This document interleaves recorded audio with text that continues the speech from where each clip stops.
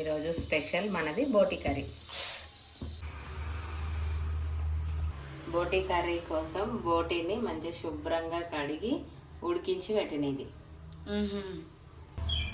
గిన్నె వేడి కాగానే బోటికి కొంచెం ఆయిల్ పడుతుంది. ఫ్రై చేస్తున్నాం కాబట్టి ఆయిల్ ఎక్కువనే పడుతుంది.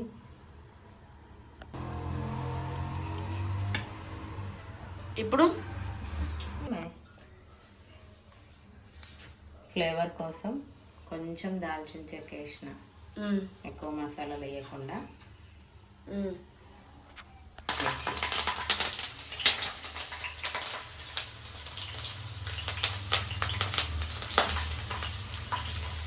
తర్వాత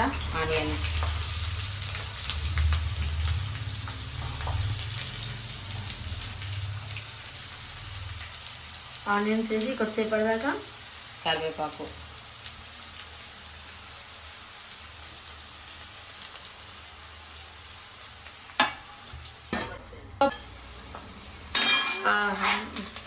ఆనియన్స్ ఫ్రై అవుతున్నాయి. ఇప్పుడు కొంచెం పసుపు,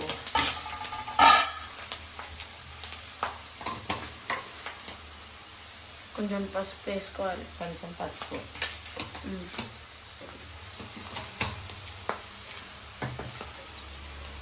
దాని తర్వాత కొంచెం అల్లం వెల్లుల్లి పేస్ట్ ఫ్రెష్ది. నాన్ వెజ్లకు అయితే ఫ్రెష్ అల్లం వెల్లిగడ్డ అయితే బాగుంటుంది. అవునా?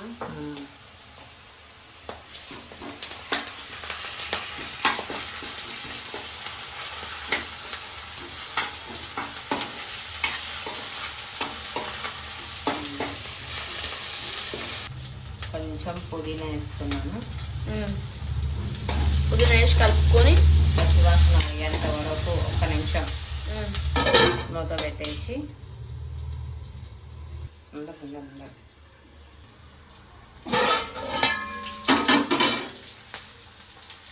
పచ్చివాసన పోయిన తర్వాత మంచిగా శుభ్రంగా కడిగి పెట్టుకున్న బోటి వేసుకోవాలి.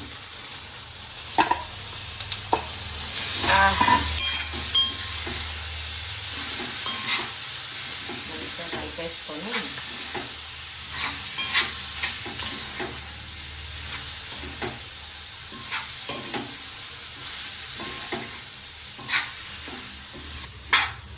ఇట్లా మంచిగా కలిపేసుకొని, ఆల్రెడీ ఉడికిందే కాబట్టి ఎక్కువ టైం ఏం పట్టదు. మూత పెట్టేసుకో. మధ్య మధ్యలో ఇట్లా మూత తీసి కలుపుతూ మళ్ళీ మూత పెట్టేయాలి. ఎందుకంటే ఫ్రై చేస్తున్నాం కాబట్టి అడగదు. మధ్య మధ్య మూత తీసి కలుపుకుంటున్నాం, అడగంటుంది.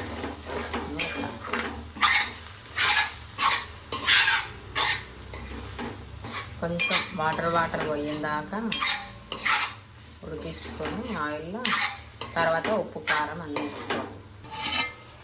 వాటర్ ఏం లేదు కాబట్టి ఇప్పుడు టేస్ట్కి సరిపోయేంత ఉప్పు కారం అన్నీ వేసుకొని ఉప్పు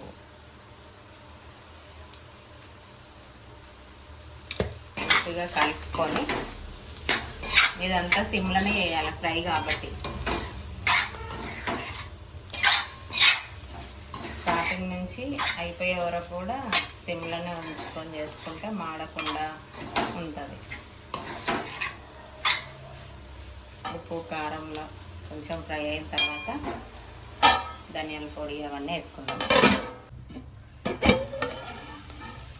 ఉప్పు కారం వేసినాక మంచిగా ఇట్లా ఫ్రై చేసుకుంటూ ఉండాలి.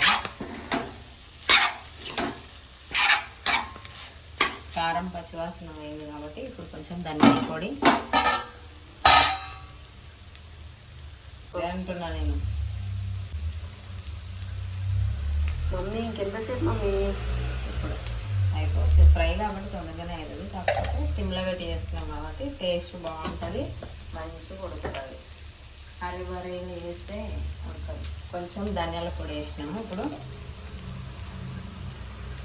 కొంచెం అంటే గరం మసాలా, ఎక్కువ వేయట్లేదు.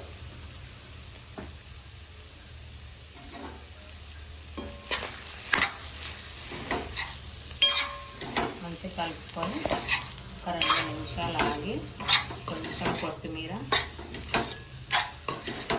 వేస్తే అయిపోతుంది.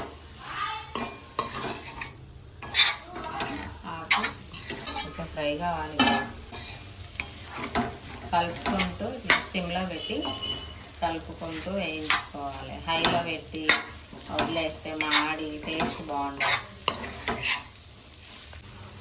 ఫైనల్గా కొంచెం కొత్తిమీర వేసి మళ్ళీ ఒకసారి కలిపి ఒక 2 మినిట్స్ తర్వాత స్టవ్ ఆఫ్ చేసుకుంటే మంచి బోటి fry ready. Thank you for watching. Please like, share, subscribe.